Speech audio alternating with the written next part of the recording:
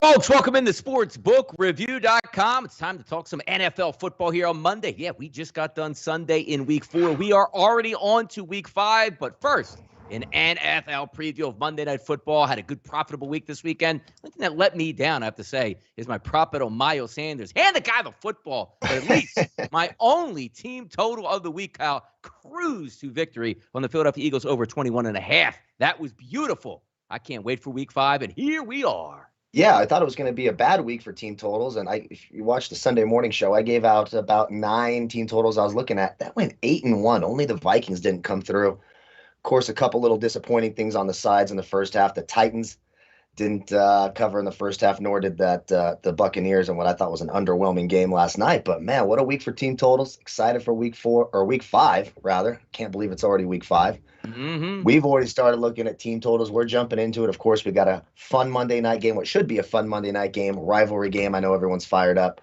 And, not a ton of props I love, but a few that I like for tonight, and even an odds boost just to make you happy, Donnie. There's really good odds boosts out here. And by the way, and I know pretty soon they're gonna take these down, or at least lower them. At least I think so.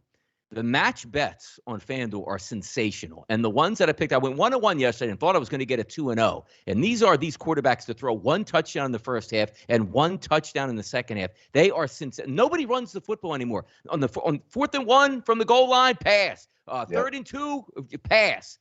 Just get inside the red zone, pass.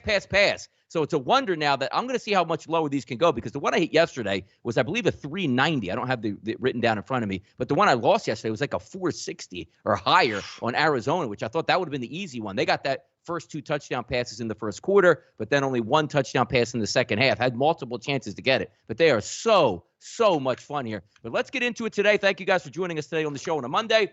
90,200 people have subscribed to our YouTube channel right here at sportsbookreview.com. Thank you guys for doing that. If you haven't done so yet, hit the subscribe button, turn the notification bells on, come in here and talk week 5 NFL action. Also, the Pick 6 contest is in play. Had a great week last week at 5-1, sitting at 3-2 tonight, Kyle. And I know you're sitting at 2-3 tonight. Yep. The good part about this is I have the Vegas Raiders and you have the Los Angeles Chargers. So it's going to come down to that final night tonight, Kyle. What are you thinking about that? I don't think my heart can handle another 2-4 week on this side. I mean, it just goes to show you, picking sides is so. I had so many people yesterday go, God, betting football is so hard. And I'm like, if you just take away who's going to win or lose, I mean, look at the Jets and the Titans. Who had the Jets beating anybody? No one.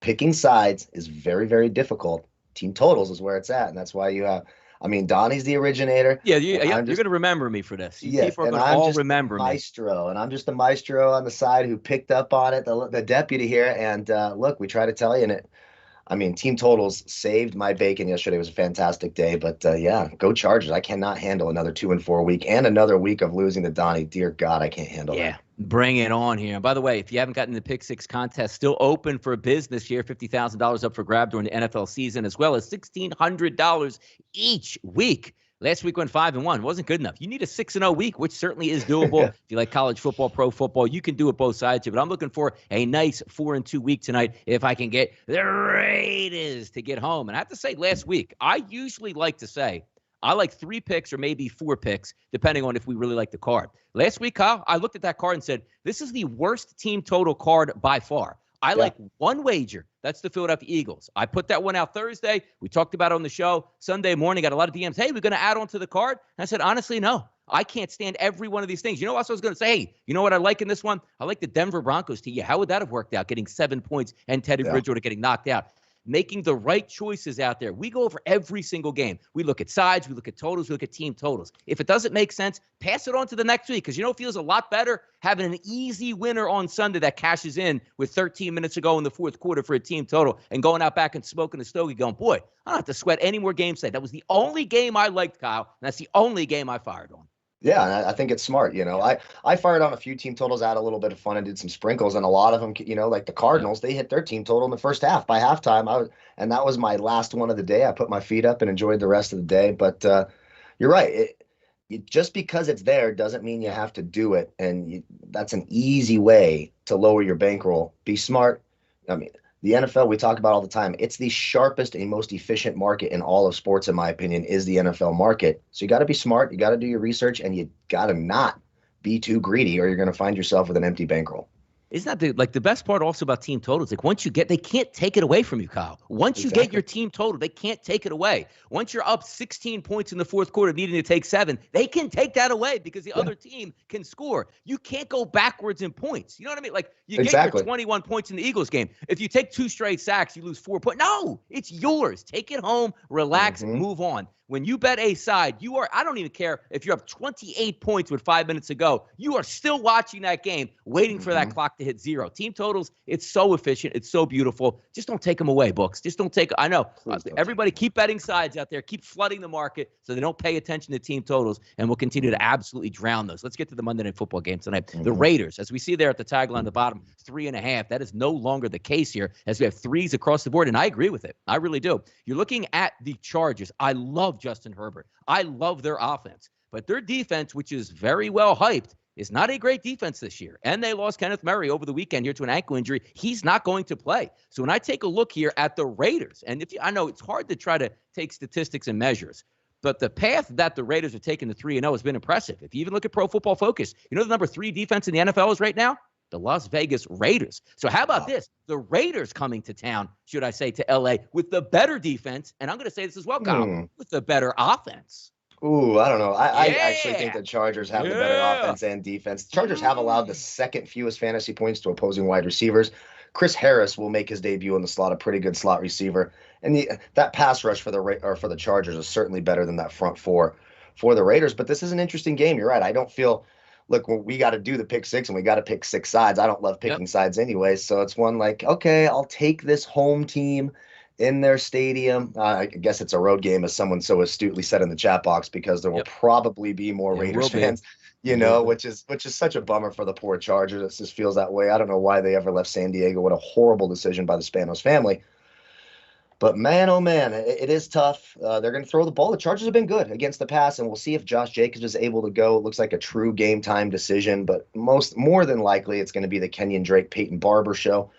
Chargers have been a little bit more vulnerable against the run, actually a lot more, giving up the 7th most fantasy points to opposing running backs over the first 3 weeks rather of the season. On the flip side of that, the Raiders 17th. So there are some numbers to justify your cause here. It's a heck of a game. I think the 3-point line is absolutely right. I will be sweating it all the way until the very end, and I just hope the Chargers can get it done. I mean, that's just where I'm at. I don't feel great about either side. The 51 and a half, I'd say 51 at Bet Online, 51 and a half on Pinnacle Offshore. Probably goes over. I would probably lean the over. That would be a bet that I would like more than trying to pick a side here. I think there's points tonight in this game. Both teams are going to throw it. You know the Chargers are going to throw it. Should be some fireworks tonight, and we'll see if that Chargers secondary can continue to hold up and play well. They have not allowed a number 1 receiver to get over 52 yards receiving in a game this year. And let's keep in mind, they face guys like Terry McLaurin, Amari Cooper, Tyreek Hill.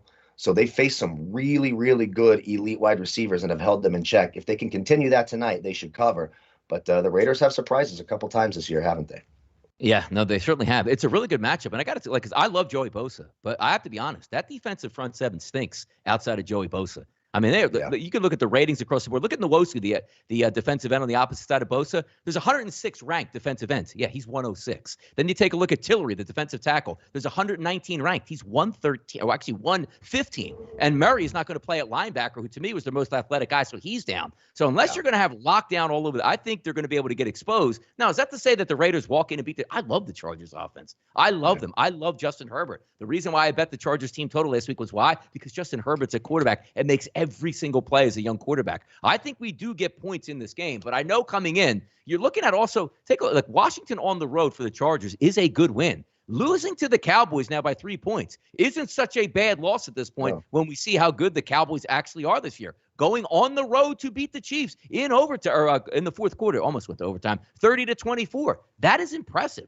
Both of these teams have big-time wins. Look at the Raiders as well. You know, it looks like the Ravens aren't going to be that hot this year. Ravens look like a damn good football team, and they knocked those off. The Steelers, who stink, yeah, they made them stink and still beat them in Pittsburgh when everybody's like, hey, did you see the Steelers week 1 versus the Bills? They're a real good football team. It's going to be a fun one to watch here. I like the points tonight, so I'm going to take the Raiders, which I do have in the Pick 6 contest. Same exact thing at the 3. I think we get points tonight, Kyle, but also looking at some of the prop bets, I think there's some good ones. And I swear to myself, Kyle, I'm not going to take any more running back props here. because nobody the running backs don't matter. I'm finally in agreement with a couple years ago wasn't the case. Good running backs matter.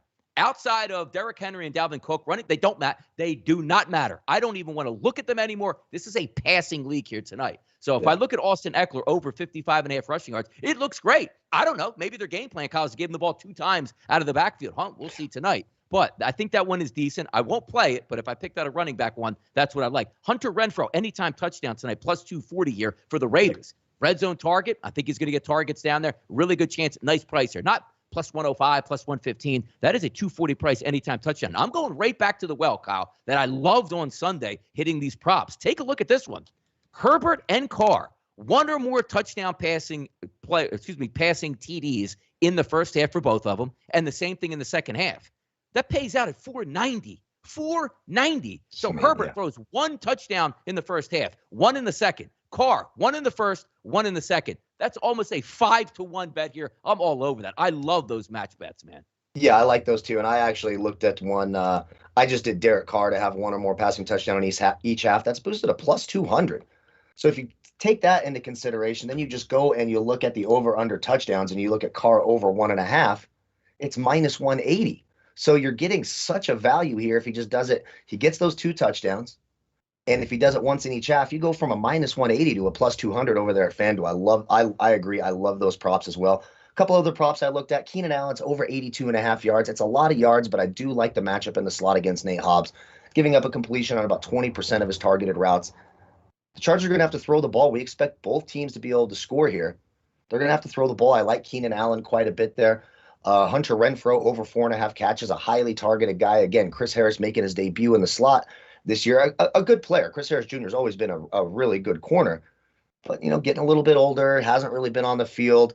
We know the Raiders are going to go to Hunter Renfrow, especially on third down, so I like that quite a bit as well. I did look at one rushing prop, and it's not for a running back, it's for a quarterback, and it's just because it's so damn low. Derek Carr over 6.5 yards rushing at minus 115. He's carried the ball 6 times over the 10 times over the first 3 weeks of the season, so a little over 3 carries a game. 1 scramble. Bosa's going to be flying off the edge. He needs to get to the outside. Now the concern is, right, okay, he gets an 8-yard run. Yeah, you cashed it in, and then at the end of the game, they're ahead, and they do a couple kneel downs, and you lose your rushing prop, right? So there's a little bit of nerves there, but I do think Derek Carr gets over 7 yards or over 6.5 yards rushing. I like that quite a bit. And I took Mike Williams anytime touchdown at plus 100. They're going to go to him in the red zone. Big time target. He's been red hot this year. Going to be matched up with Trayvon Mullen quite a bit or Casey Hayward on the outside. He will have the size advantage. Plus 100, Mike Williams anytime touchdown. Yeah, Good Night Munchie says, Herbert never had what it takes to be a varsity athlete. Yes, a fantastic quote from the Sopranos, particularly Junior Soprano. Now, if we take a look at this game here, and I'm going to one-up you on that Mike Williams. I love Mike Williams, and I know he's going to get targets. I know where you're going here, but I'm going to try to sell you on this. So, Esteban, behind the scenes, throw up the odds boosts for tonight because they are pretty good here. And I'm going to go over, as I said, let's start right here at Fox Bet. Mike Williams, 70 yards. And a touchdown, Kyle, plus 200. How do you feel about that? There you go. I like it. I like it quite a bit. I like Mike Williams tonight. I like the matchup. I know they're going to try to shadow him, but he is red hot, really taking his game to a different level, and the Chargers are using him in a better way. Instead of just chucking the ball deep to him and making him do these jump balls all the time, and then once in a while in the red zone, they're really using him as an every down receiver, and the results speak for themselves. He's red hot. I like Mike Williams. I like the passing game for both teams, but just the receivers. Yeah. For the Chargers, for me, Allen and Williams are a little bit better, or a lot better, in my view, than the Ruggs and the Edwards and the Renfrows. I like that Chargers passing attack quite a bit tonight. All right, also at the FanDuel Sportsbook tonight, another one of those that's sort of playing off of what I really like. Derek Carr, 1 touchdown or more in each half. That's boosted to plus 200. 1 touchdown pass in the first half, 1 in the second half, plus 200, Kyle. I'm all over that odds boost. Love that. Good. That's a good one. Yeah, I didn't see that one, but I agree with that quite a bit. I heard most of it, as I'm trying to pay attention. I heard most of it. But no, I like that quite a bit. I think that's a good one. It makes a ton of sense. Tonight, I also considered the over 2.5 touchdowns for Herbert. That's at plus 130. I like that quite. I think he gets 3 touchdowns. I think both these teams get in the 20s. That's why I like the total so much. I'll take the over 2.5 touchdowns for Herbert as well, plus 129. And like I said, instead of taking the minus 180 for Carr over 1.5, just do the 1 touchdown per half. odds boost and get the plus 200. It's the same damn number of touchdowns, just does one per each half, and you're getting, you're basically doubling getting 3 times the value for that play. And also, Caesars tonight, max $25 bet. Derek Carr over 1.5 passing touchdowns for the game. So if he gets 2 in the first half, great. If he gets none in the first half, well, I won't be happy with my other boost, but 2 in the second half, that will cash in. That's only a max of $25, but that is plus 100. So you got some good boosts tonight. You got some good prop bets tonight. And also, I think you're going to have a very entertaining game. So a nice one here setting up out west in the AFC West for supremacy. And how about if the Vegas Raiders can go into Los Angeles and go 4-0 at this point here? And even if the Vegas Raiders lose, they'll still be 3-1, and the Chargers then will be 3-1, trying to give some of that, hey, Chiefs, we ain't the only ones here. But I am looking forward to this game tonight, Kyle. No doubt about it. Any final words on this one here? Well, I'm just nervous. Keep an eye on it. If those of you who love me, be rooting for those Chargers because I need that win so Donnie doesn't beat me this week. Yeah. Of course.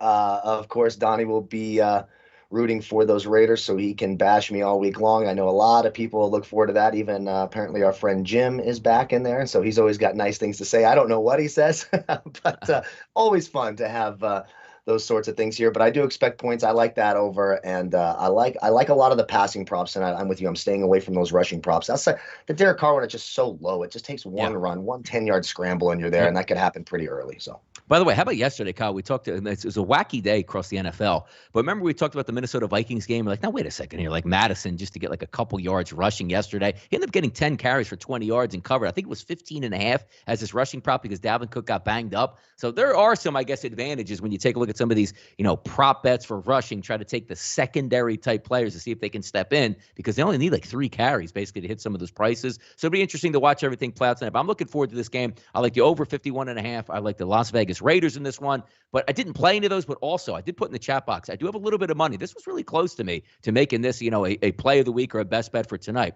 And that's the team total for the Vegas Raiders at 23 at minus 150, keeping it below that 24 points. Mm-hmm. I think they're going to get into the 20s for a legitimate chance here. In a dome, you'll be able to make field goals, make some extra points. I think they can get to 23 as a team total. If we take a look here at the home team, Chargers, they're a little bit more pricey, 26, which means, you're probably going to have to get, three touchdowns and at least 2 field goals, which certainly is doable, but you're not getting a bargain at minus 145 or higher. No. The real number, Kyle, is 27.5 at plus 100. So basically that means you're going to have to get 4 touchdowns. Can they do it? Sure, they can do it. But us, we like value hunt. Keep me under 24. Give me 3 touchdowns and a field goal to get it done. And I'm usually in business. That's why I like the Raiders here above the Chargers. But good stuff here on Monday Night Football. Let's move it forward here to Thursday Night Football. This is a good one. Usually they give you 2 trash can teams, Kyle, and say, hey, here's your night to be on primetime. Enjoy it because we're never going to see you again. Not the case here. The Rams and the Seahawks. Seahawks with a nice victory on Sunday over the 49ers on the road, which I thought would take place.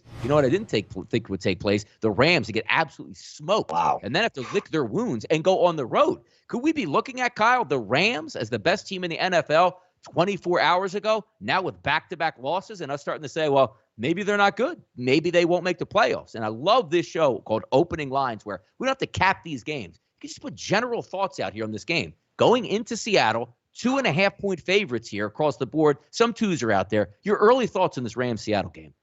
Yeah, I mean, anytime you're getting points or laying less than a field goal with Russell Wilson, you feel good about it, right? We talk about it all the time. He's a close game maestro. This is what he does. They always play in close games with Russell Wilson. I mean, it's almost a shocker that they won by 7 yesterday, right? Like, oh, wow, they actually would have covered a touchdown spread there. And we both like Seattle going into that. And, of course, Garoppolo gets hurt. Trey Lance comes in.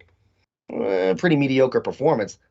I got to tell you, that was one of the biggest surprises of the day for me, outside, of course, the Jets winning a football game, was how good and how easily and how soundly the Cardinals beat this Rams team. It was kind of shocking to watch. And you're not getting much of a break here. Now, Kyler Murray's a little bit quicker. He's going to use his legs just a little bit more than Russell Wilson does. Wilson's getting older and he will hang in the pocket more, but he's certainly capable of doing those same things and wearing out that front 7 of the Rams. If you can wear out Aaron Donald, you can wear out Leonard Floyd, you have a real chance there. Of course, they still have Jalen Ramsey, but that didn't matter yesterday, did it?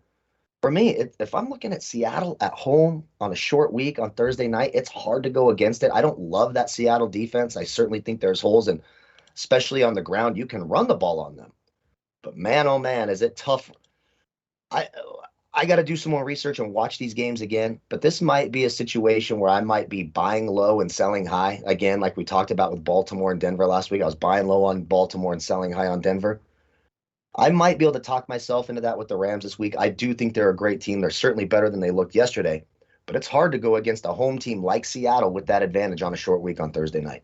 No, you're right about that. And you take a look here with just some of the oddities of this, because, again, as I said, Rams lost their first game. Oh, they're going to win the Super Bowl. Now they get back-to-back losses and NFC West losses. That puts you behind the eight ball in this. I have to say, 54.5 it's a ludicrous number. It's a ludicrous number for two division games, on a short week where you can barely game plan at this point. So I would lean towards the under on Thursday night, but it's hard to go against a home dog with Russell Wilson in the spot. We do know how talented the Rams are, but I think you're right, Kyle. That was an eye-opening performance as we saw the Rams get absolutely dusted. That game, Rams scored late to try to get back at least some, hey, we didn't get really beat that, but no, they got smoked in that game. As long as Kyler Murray is standing up straight here, that's something. And also, Kyler Murray, Russell Wilson, similar sort of, because they're both athletic quarterbacks. Maybe that all takes here to beat the Rams, extend the play just a little bit. And, hey, you got that Rams defense shook up a little bit where they have to cover for more than 3 seconds, where Aaron Donald isn't barreling in the pocket. Good one here. Let's get to Sunday and Sunday morning.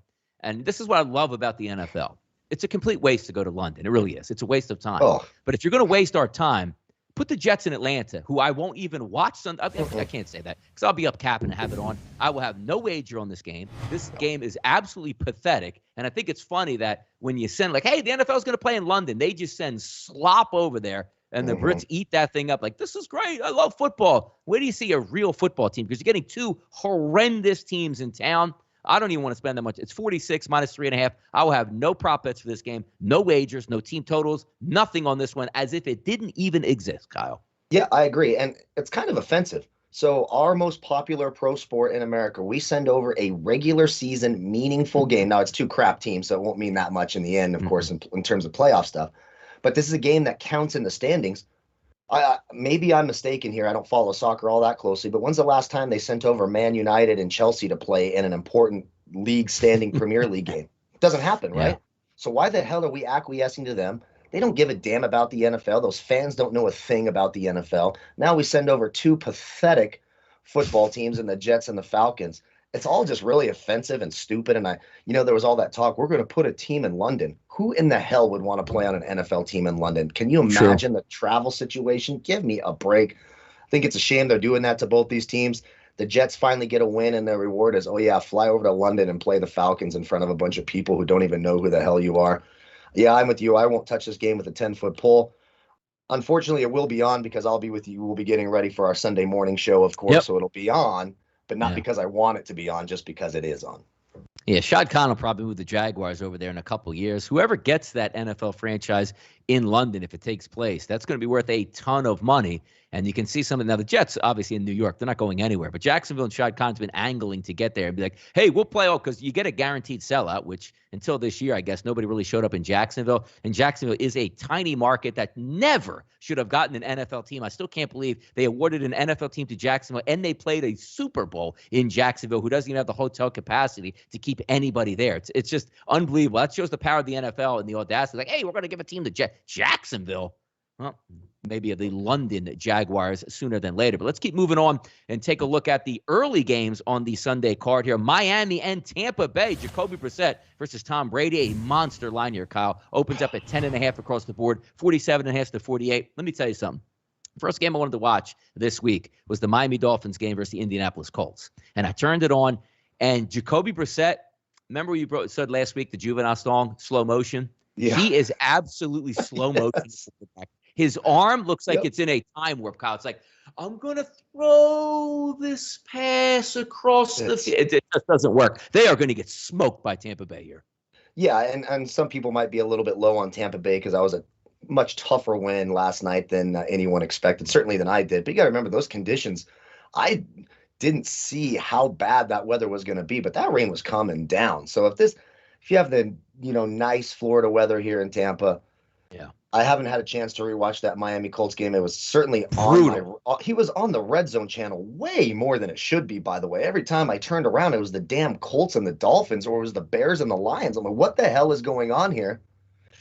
but nothing Miami is doing. They can't stop the run. They do have a decent secondary, but Tampa Bay has the weapons to neutralize that. They have 3 elite wide receivers.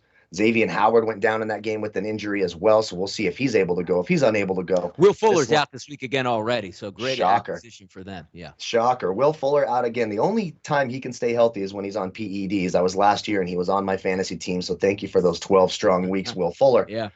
But no, this line can't get big enough. I anticipate there's going to be a lot of action on Tampa Bay this week. It's nervous. But I'm not taking 10.5 points in any scenario. I've learned I'm just not messing with the sides here. But I mean, early in the week, until I rewatch everything, God, that Miami offense is terrible. And the rushing defense is abysmal. We talked about Jonathan Taylor and how he would go off. And he certainly did. Yeah. The Dolphins cannot stop the run.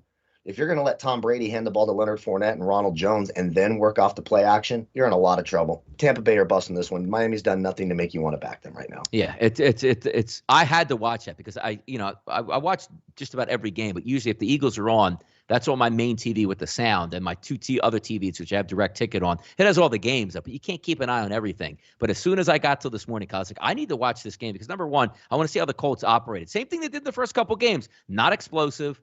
Fundamentally sound yesterday, not giving up a lot of passes. Carson Wentz looked better. Obviously, he's more healthy than what he was. But I wanted to see the offense with Jacoby Brissett because I would say last week, I thought Jacoby was okay. He was horrendous in this football game. And now all of a sudden he's bad. And what do you see how the Miami Dolphins this week? Hey, by the way, Tua's throwing tomorrow. So they're trying to rush this guy back as fast as they can because Jacoby Brissett just doesn't cut it here. Next game up here, 1 o'clock on Sunday afternoon, 4:55, 4:56. Jalen Hurts and Sam Darnold going to match up. Now, I have to say right now, Kyle, I saw the lines come out, and I saw the over-under at like 46. I'm like, this doesn't make any sense. Drops to 44.5 at DraftKings. 45s primarily across the board. Still some 44.5s at some other books. It looks way too low. So I'm ready to log in my wager on Fox Bet for an Eagles team total, 18.5 at -143.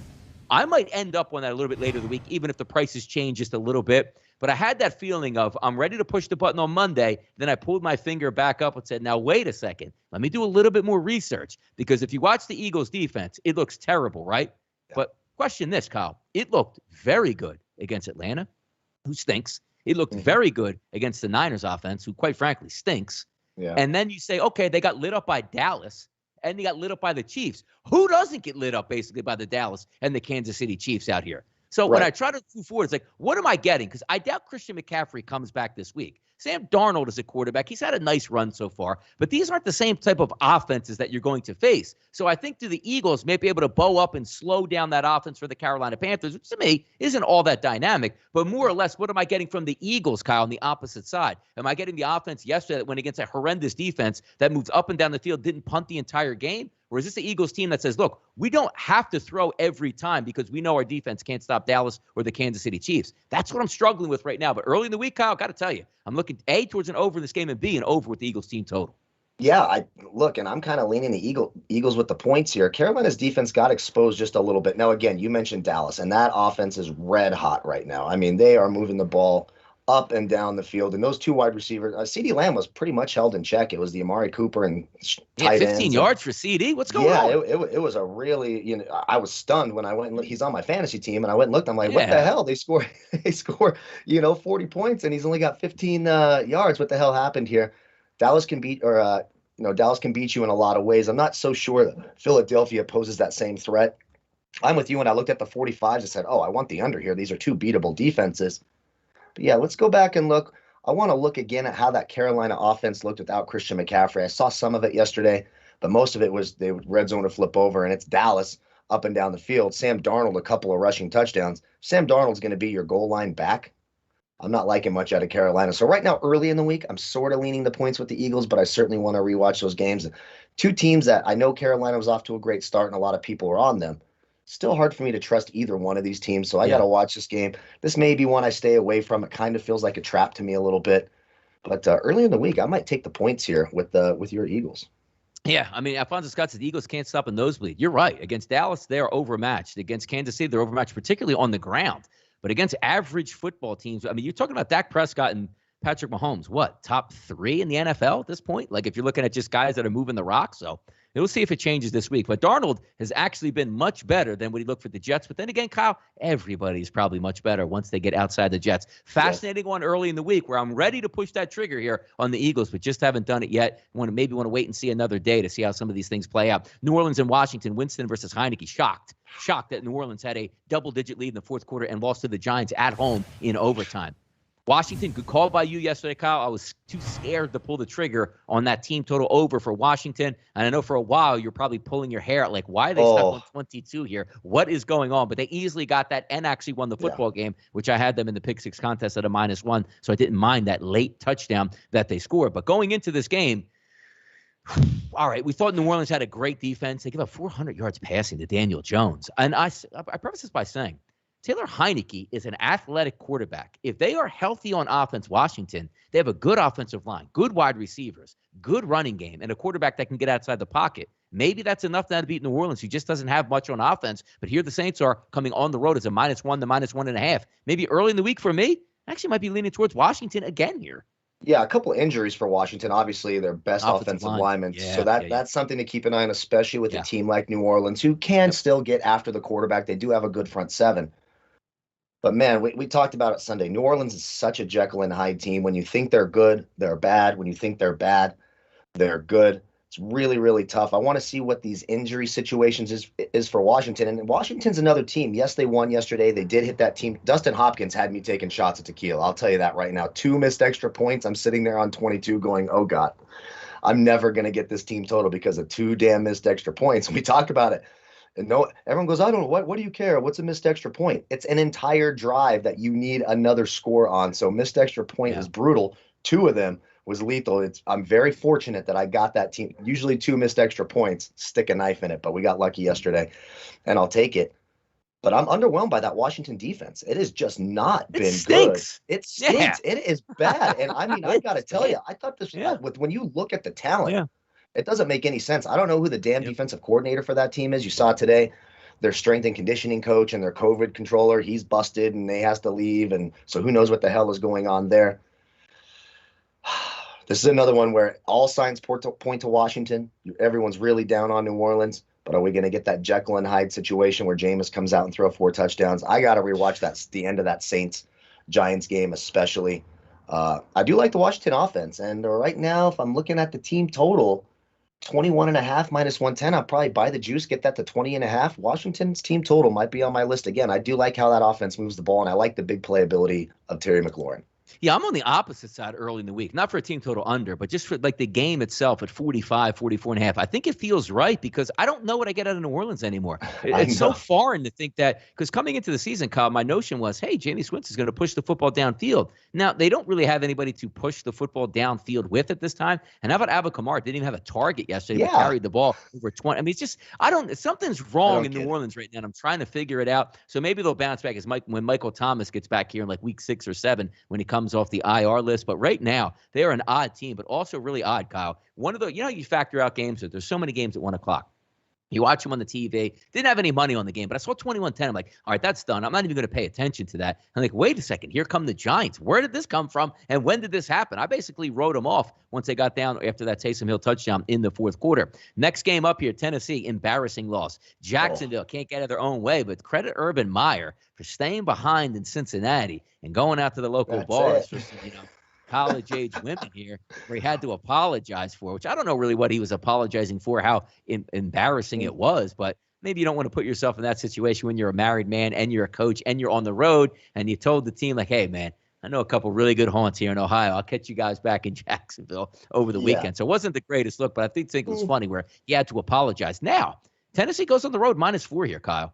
I'm going to tell you right now, if you're down both wide receivers again in this football game, Jacksonville is going to be live to beat Tennessee again, because you're talking about Tennessee, who had no business losing to the Jets. Even if it was just Ryan Tannehill and even Derrick Henry was out, they probably still should have beat them. But that showed the inability of that defense to make any plays or get any pressure and do anything. And then you also said, okay, well, Derrick Henry's going to get his. He did. Derrick Henry ran wild in this game and scored a touchdown, and they still lost to the Jets. You don't get any, it's on the road, it's tough. No. You lost to the Jets here. There's a good chance they lose to Jacksonville this week.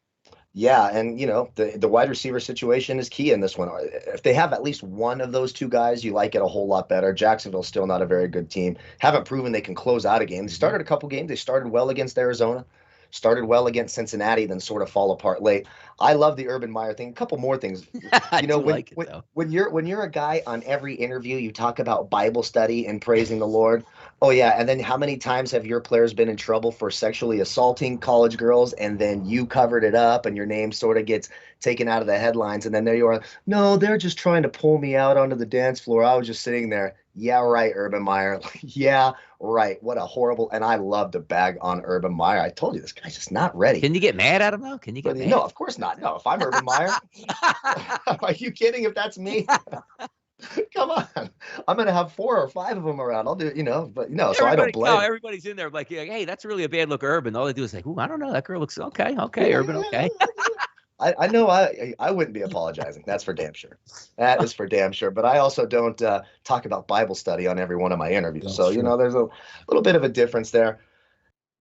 Yeah, I mean, look, the Tennessee defense stinks. It's so bad. It might be the worst defense in the league, straight up. It just might be. They have no pass rush. They can't stop the pass. They can't stop the run. You have guys like Michael Carter running. Corey Davis. Look, I like Corey Davis. Nice player. It was a revenge spot. I get it. But really? I mean, really? That's what happens? You lose to the Jets? Could be a trap. I could be selling a little too low on Tennessee right now. I want either AJ Brown or Julio Jones, and if not, I probably won't touch this game.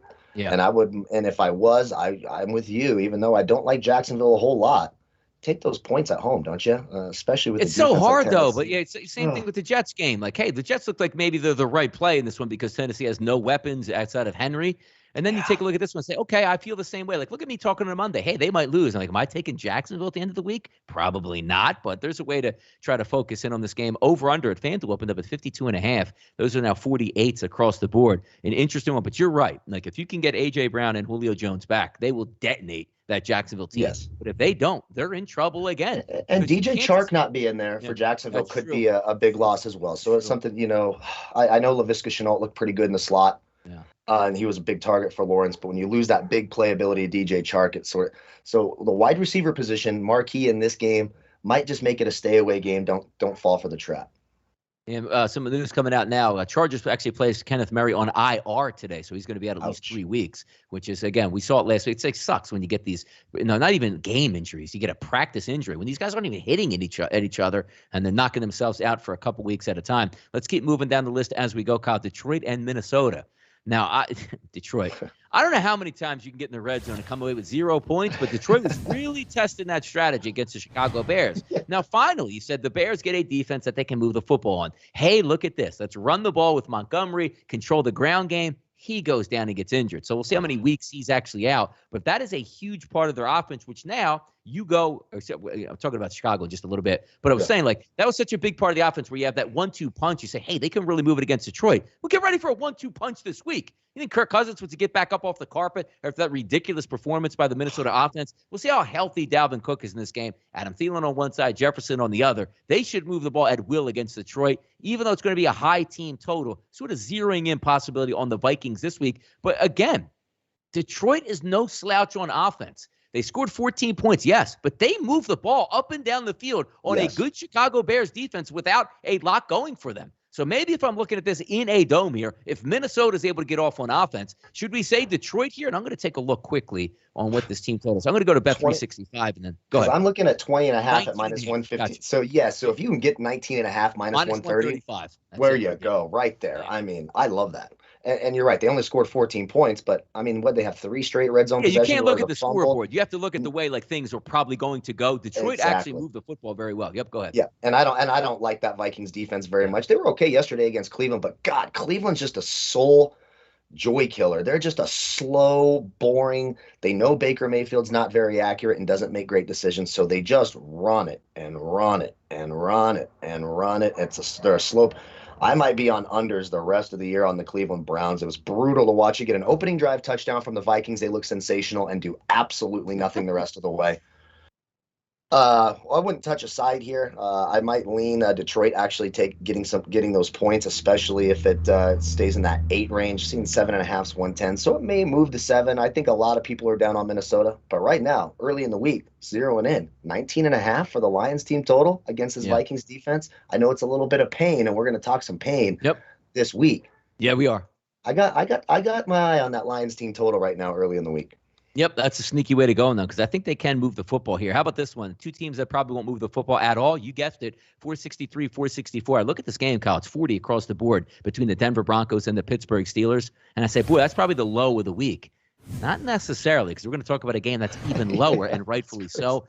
But if you're talking about DFS, if you're talking about an enjoyable day, and talk about Pittsburgh Steelers fans who get so excited to go out in Pittsburgh and, Heinz Field and root on their Steelers, they're getting this slop on offense, and it's going to get even more slopped up because Denver does have a pretty good – Drew Lock's probably going to be the quarterback this week unless Teddy Bridgewater clears concussion protocol. But at the same time, I'm not even focused on Denver. I'm focused on the Steelers. And just tell you the difference of the sign of the times here.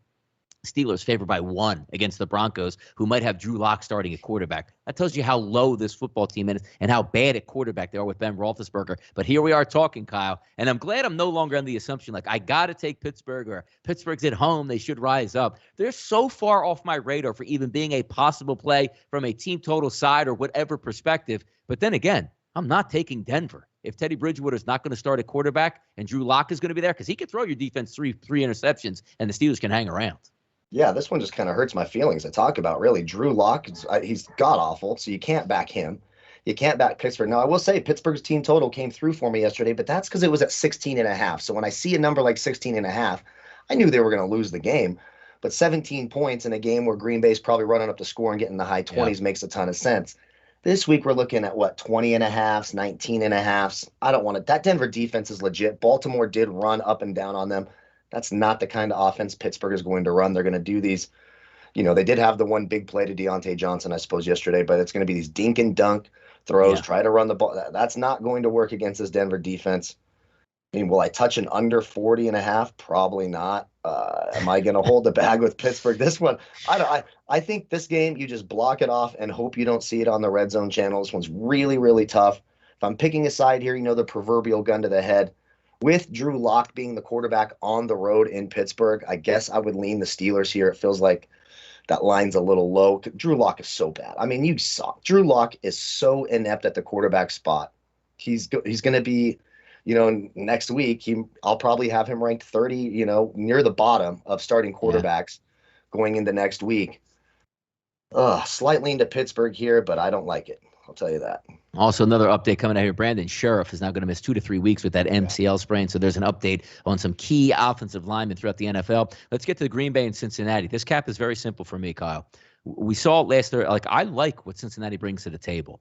If Cincinnati's full go in this game, they have a legitimate chance to beat Green Bay, which is insane. We never would have thought that before the season, right? Hey, Green Bay's going to roll into Cincinnati and bust them right out of here. It's a 3.5-point line. You actually have offshore -3 as a favorite towards Green Bay. If Joe Mixon doesn't play in this game, Kyle, Cincinnati's not winning this game, and Green Bay will win and cover. I don't want to say, because, again, they're a good football team. Joe Burrow's having a nice season. But if Joe Mixon is the engine that makes that offense go, if you take him out of the equation in the backfield, your wide receivers aren't as open. Your play action doesn't work as well. So keep an eye on that game. If you're going to get 3.5 or maybe even buy it down to 3 and Joe Mixon doesn't play, how can you not take the Green Bay Packers here, Kyle? I mean, you hit the nail on the head. The strength of the Packers defense is in that secondary. The weakness, a bad weakness, is stopping the run. No Joe Mixon, you're now relying on guys like, Samaje Perine, and there's some other kid they had running the ball too. I can't remember his damn name right now. I just rewatched that game too, but no Joe Mixon, no Cincinnati. Is Green Bay much, much better at home? Yes, we've talked about that ad nauseum. Aaron Rodgers much, much better at home, as most quarterbacks are. So it's hard to trust him on the road. But no Joe Mixon, that line is too short, and I'll be jumping on that early in the week. We'll say it 50 times. No Mixon, no Bengals, Packers. No chance. Yeah, no chance. I think it's a simple cap there early in the week. New England and Houston. Now, I said before, this might be the lowest game of the year, talking about Denver and Pittsburgh, Kyle, at 40. We're looking at a game at 39.5, and I think it's way too high. I think it's way too high. And I think the spread here on New England is way too low. we joked about it last week, first downs to points, and I didn't think that they could get double digits. I didn't think they could even get to 10 first downs. They got 6, talking about Houston. You even thought they might have a decent chance in this game, Kyle, when you saw the rain come. Oh, it's going to be a real muddy game and muck it up. Not muddy per se, because obviously it's turf, but just like, not a clean game. They got absolutely torched. They look exactly like the team, Kyle, that we expected them to look like in August. Tyrod Taylor, maybe the best player we've ever seen in NFL history for making the Houston Texans look competent on offense. But look, Davis Mills, nice kid. I get it. You drafted him. Hey, maybe he can be the future. No. You're finding it out right away. Some guys are just meant, like Ben DiNucci is my guy. You know he is. He's not meant to be a starter in the NFL. Maybe Davis Mills can hold a clipboard as a third-string guy, and by 28, he's already a grad assistant somewhere at like Tennessee, Oklahoma, or Florida in college football. I'm sure he's a great kid, graduated from a very good university. But at this point right now, they're going to get torched. And the question again to you, Kyle, this week is forget about New England. Forget about, can they cover, what the point spread is going to be. I'm going to list it again. Over, under in this game for first downs at 10. Are you taking Houston over or under this week? Under. I mean, you saw I know it was mucky conditions last night, but that Patriots defense stood up and held its own against Tom Brady and the Buccaneers. They've got Davis Mills, Brandon Cooks, and Chris Conley, for Christ's sake, and 4 running backs. That just doesn't work. David Culley has absolutely no business being a head coach in the NFL, just none. And we saw it the week before when he legitimately declined a penalty so he could punt instead of trying. He was right. That was the right move, though. Knowing that we know about the offense, out. Kyle, that's a great move. Yeah, I know. But you know what I mean? It's just, good God, it's bad. It's so bad. And now you're hearing the Deshaun Watson trade chatter again. What if you're Houston? Don't you just say, you know what? Screw it. The NFL hasn't put him on any list. Nobody's suspended. Deshaun, you're playing this week. We can't watch this anymore. How fun would the fans in Houston have if that happened? It'd be a weird reception, I wonder. But yeah, you're right. Right now, am I going to lay 9 points with a rookie quarterback on the road? Probably not. But would I put a dime on? I mean, we're talking about a team total at even money 14.5. You could probably buy this thing down to 12.5. Yeah. Would you even be close? A 12.5. We used to take this with the Jets last year, 12.5s, right? With Joe Flacco at quarterback. Would you even touch it now? Would you touch it? I wouldn't. I can't even fathom how bad they are, but yet I can. Like we were talking about yesterday, I preface all week long, like saying most times you look at those lines and say, I can't bet it. But then you have to tell yourself, well, if everybody just takes the points that when the game hits 17, we'd all be billionaires if it never lost. So when I was like, I said in the pick 6 contest, I took him at minus 16. I know you laughed. It's very rare for me to take an NFL game at 16, but I just put like 2 and 2 together and said, every single play, Houston is at a disadvantage on both offense and defense. Every single play. And it really played out that way. So we don't have to spend much time because there is no capping this game. It's just the joke of, can Houston get to double digits in points or more likely get to double digits in actually first downs at home? We'll see if that happens. Chicago and the Las Vegas Raiders. Obviously, the Vegas Raiders playing tonight, but they will be at home next week going up against the Bears. Now, the Bears headed out to Las Vegas. Here's the interesting part about this game. It's probably going to be Justin Fields again, even though Matt Nagy tells you it's always going to be Andy Dalton. But the question now, no David Montgomery at running back. Looks like he'll be out a couple weeks. That's going to be a tough go. Vegas favored under a touchdown this one. Can Chicago's defense keep it close? Maybe. Will the Vegas Raiders get injured tonight and maybe have a tough loss or a tough win where maybe they don't pay attention to the Bears? I'm not taking Justin Fields on the road without David Montgomery next week. To me, early in the week, Vegas by a touchdown here. Yeah, I completely agree. And of course, you want to wait to see what happens tonight because you don't want some horrible injury. I guess it would just be if Darren Waller goes down or Derek Carr, even though maybe I don't know what's up with Mariota, but I kind of like Mariota more than Carr. And I would probably take him in this spot. No Montgomery, you're right. Now Damian Williams didn't look bad running for Chicago there. That's a nice backup to have. Of course, he was very good in Kansas City. But if Vegas gets out of tonight healthy, how the hell are we going to take Chicago? And again, I know the Bears defense held Detroit to 14, but watch that game. Detroit moved the ball up and down the field. I think we'd all agree we like the Raiders offense just a bit more than that Detroit offense. So I'm with you. Right now, early in the week, it's one of the sides I like best if I'm doing like my pick 6 contest. Raiders by anything under than a touchdown makes a ton of sense to me next week. Yes, it does. Good one. How about this 405 as you get to these late games on Sunday, 471, 472. Cleveland and the Los Angeles Chargers, Baker Mayfield and Justin Herbert. Depending on where you're shopping at, you get a -1 for the Cleveland Browns. You can get a -1 for the Los Angeles Chargers. Back-to-back games that we talk about with 2 teams playing tonight. I would have to think that Baker Mayfield is going to look better than he did this past weekend on the road. But having said that, I actually love the fact that he looked bad. The offense didn't do much. Chubb and Hunt were very good again. But the fact that they were able to go on the win, it wasn't on Baker Mayfield to win it, and the defense stepped up, that's pretty impressive for the Cleveland Browns. Now, maybe you need Jarvis Landry back to make that offense go. Odell Beckham's still trying to work himself in, but you do have two dominant players on the ground that should be serviceable in this game. But Justin Herbert, again, one of the more talented young quarterbacks you're going to see, 50s across the board. I was wrong on Sunday because I thought that Vikings game would get over 51.5 points, and it wasn't even close. So now taking a look at this game, they only scored 3 points in the second half. You got to be kidding me with that. But early in the week, this is the quintessential coin flip for me. I really like Cleveland. I really like the Chargers. Let's wait till after tonight to see if we get a clean look at who's in and who's out for next week. Yeah, exactly. And honestly, I just lean the under. After watching they're just a slow team. There's nothing explosive or fun about Cleveland. They're not trying to throw the ball. They're going to run it on first down. They're going to run it on second down, and if it's short enough, they'll run it on third down, and they will rinse and repeat. I mean, 19, 18, 17 play drives up and down the field. Not a lot of pace to that game.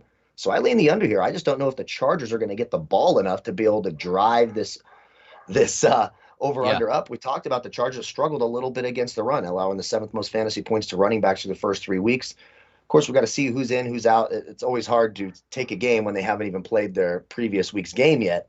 But right now, I lean the under. I just don't see a lot of points in this game because Cleveland won't allow it. They're just a joyless, soulless, boring team that I can't stand to watch. They are. They really are. I mean, I think they're really, really good. Cleveland is a legit playoff contender. Yeah. But my God, they're boring to watch. They just kill the soul of the game. Like, you just don't want to have a total over at all when they're involved. I don't know. Yeah, it'll be interesting because I do think that passing game should be better, and maybe it is just Jarvis Landry, that security blanket that Baker Mayfield's always had, who isn't there now. And Odell Beckham, we know he's not the, hey, I'm going to be the move the chains guy. He's like, I'm going to run a deep pattern. If you don't hit me on this deep pattern, I'm going to throw my helmet on the sideline. I'm going to propose to the kicking net, and I'm going to make this all about me, which is what you don't want because that, as I said, that was, forget about betting wise, right? That was a great win for Cleveland to show that, hey, guys, when everything's not working, we can still lean on our defense and win football games. How about this next one here? Giants and the Dallas Cowboys, 473, 474. Probably going to be what the Fox game on Sunday typically is between the Giants and the Cowboys. 7s across the board, 52.5 as a number. Now, the one thing with the Dallas Cowboys, it almost doesn't sit like you're down Michael Gallup. You saw, Amari Cooper left early in that game with a hamstring injury, came back in and still dominated. Dak Prescott didn't even throw for 200 yards, but still had four touchdown passes. But the running game was sensational. That is the sign of that Dallas Cowboys offensive line that was so great a couple years ago, dinged up with injuries, now playing well. And they're going to probably wind up winning the NFC East because they're just the most talented team with the best overall quarterback in the division. But looking at this game here, what do you take away, Kyle, from the Giants? Back-to-back road games now. Great win on the road in overtime against New Orleans. But now you're going to face a legitimate offense that can expose your defense here. We'll see who comes back for the Giants. I don't want to get caught in this trap again. Like, Daniel Jones threw for 400 yards in the dome on the road and won a game in overtime. Like, I'm trying to, wrap my head because you look at some of the statistics here, and legitimately, he's a top 10 quarterback in the NFL statistic-wise. But, when I take him against the Falcons, they got injured. They look terrible. Then they look good last week. And they're over-under. The team total is not going to be that bad. 7-point number here early in the week. Division game, I get it, but Dallas looks really good. Dallas looks really good at home, particularly as well. Yeah, maybe a teaser spot, right? We haven't said that word much in this show. Get Dallas down to 1. I do think Dallas wins the game. Hey, you got to give Daniel Jones a little bit of credit. We kind of bag on him for being a turnover machine. Had his first interception of the year yesterday. So that's a pretty stark contrast from his previous career. And I got to address, Chief Wiggum, are you really watching from Pyongyang, North Korea? Because if you are, that's got to be the craziest spot we've had a show viewed from, right? I didn't even know you were allowed to do that there. And shout out to you. I certainly hope you're safe if you're there because that sounds scary as hell. And what else is scary is trying to, lay these 7 points in a division game earlier in the week. It feels like the Cowboys look great. They do. They look better than we thought they were going to look. They look better than certainly either one of us hoped they would look.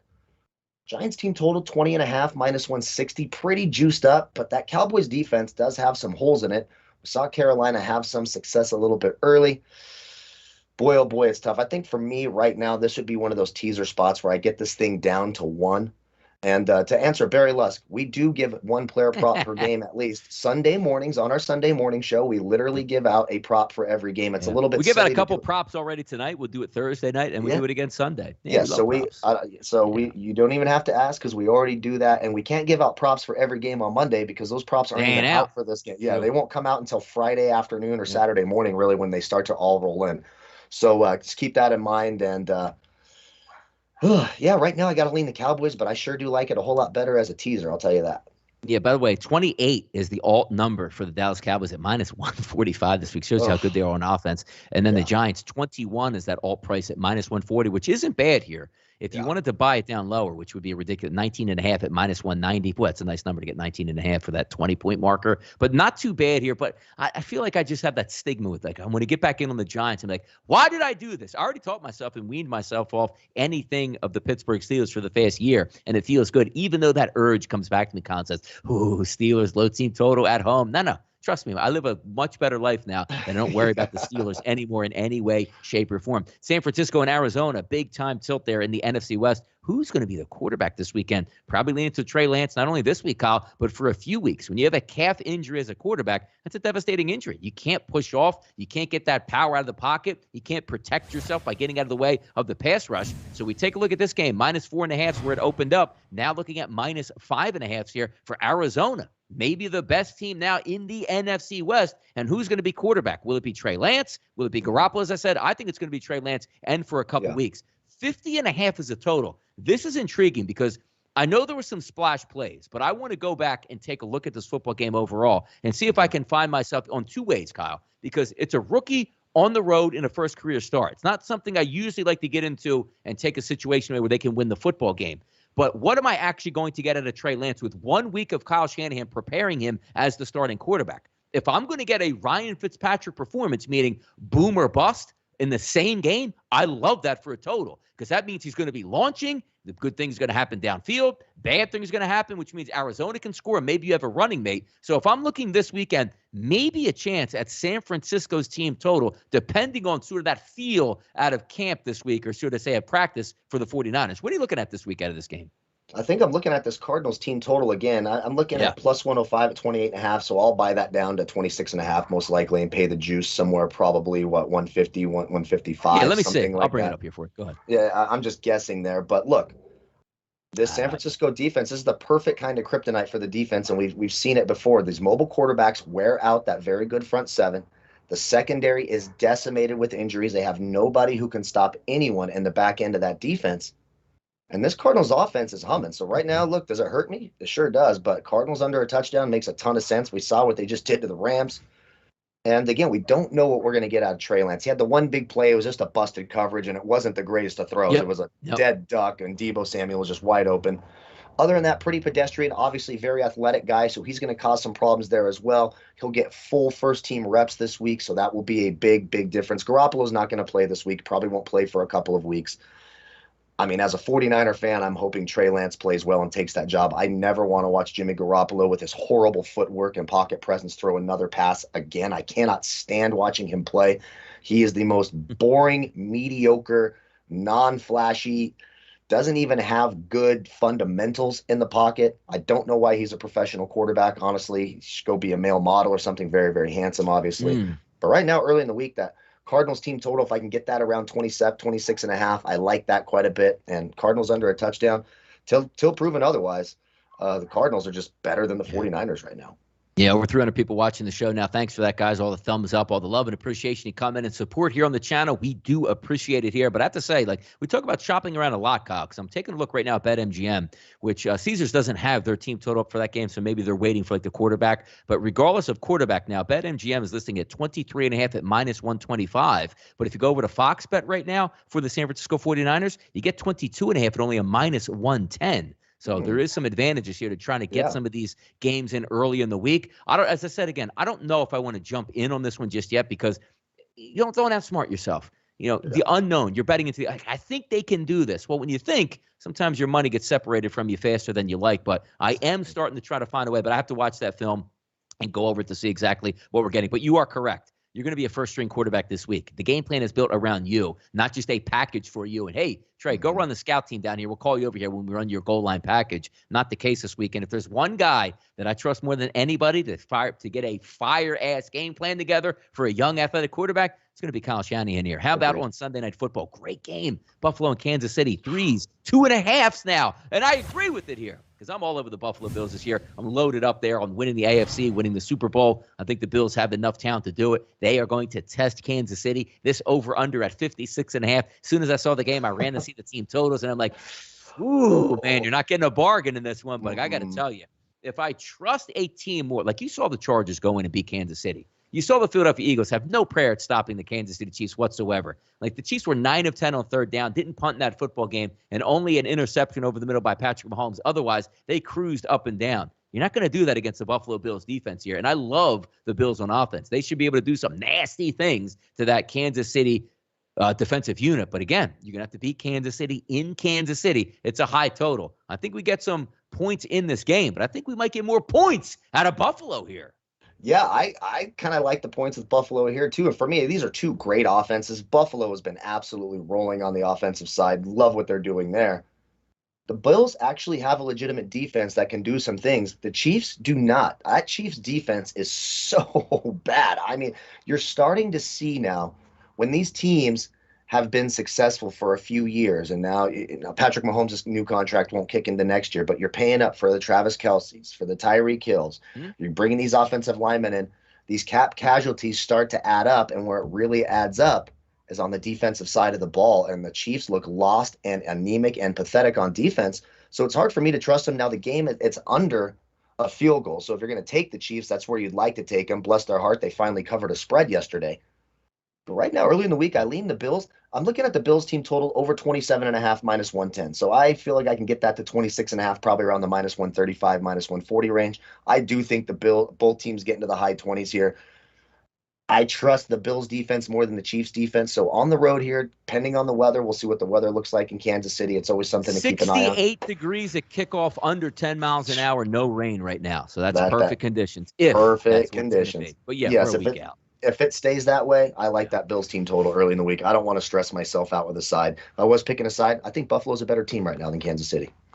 All right, Monday Night Football here. Indianapolis and Baltimore next weekend. Carson Wentz and the Colts finally pick up a victory. Baltimore looks like they're back to their winning ways. 7s across the board, which I think is a little bit high, but I see where it's coming from. You had a nice 300-yard performance out of Lamar Jackson. I trust that offense more than I do Indianapolis, not because I don't think Wentz is a good quarterback or they can't stand up. There's just not as many explosive plays that you need to win football games against good football teams on the road. You can get away with the way the Colts played against the Miami Dolphins. You can't necessarily get away with it with the Baltimore Ravens, as the Colts' nightmarish schedule continues for the most part here, playing just about every 10-bell team you possibly can while they're injured. Now you're going to get the Baltimore Ravens healthy. You saw what happens when they're actually healthy, not on the COVID list. They played a good football game against a good Denver team in Denver. Now they come back home, where last time we saw them at home, they beat the Kansas City Chiefs. 47 as a total. Seems about right as well. Let's wait for some injury information to come back later this week. Quentin Nelson probably going to miss another week, so not the greatest helping moment. But Carson Wentz will get healthier. And the Colts and Frank Reich, one of my favorite play callers in the NFL. Seems like a good Monday Night Football game, but 7 feels fair and 47 also feels fair here. Yeah, and then the 20.5 at plus 105. So again, you can get a Colts team total under 20. It's a Ravens defense played much better yesterday, obviously, and healthy. And they benefited from getting to play Drew Lock for a while. So that's always nice when Drew Lock's on the field. It's easy to look good when you're playing against Drew Lock, who's just an absolute can. I like to say that about pitchers. Drew Lock is a can. He's just an absolute can. But yeah, tough. You got to see the Colts injury report this week, right? Because they're just such a banged up team, and we don't know who's going to be healthy on that defensive side of the ball. And Quentin Nelson, of course, you want to have your full offensive line intact when playing against Baltimore. Yeah, I would lean Baltimore early in the week. I'm going to keep an eye on that Colts team total. If I get it under 20, I might be interested in that on Monday Night Football as well. And get ready for all the in the Baltimore Colts marching band stories and all the history here of the Colts moving from one city to the next. You're going to see a lot of that. I'm sure that'll be featured on ESPN before the game. It's actually a pretty interesting documentary, that Baltimore Colts marching band. They left in the middle of the night. How they left in the middle of the night. Yeah, it's an interesting little 30 for 30 or whatever the hell that was. But right now I lean Baltimore early in the week. But the way I might approach this, and of course we have a ways to go, that Colts team total under 20 might be calling my name for a little bit of pain.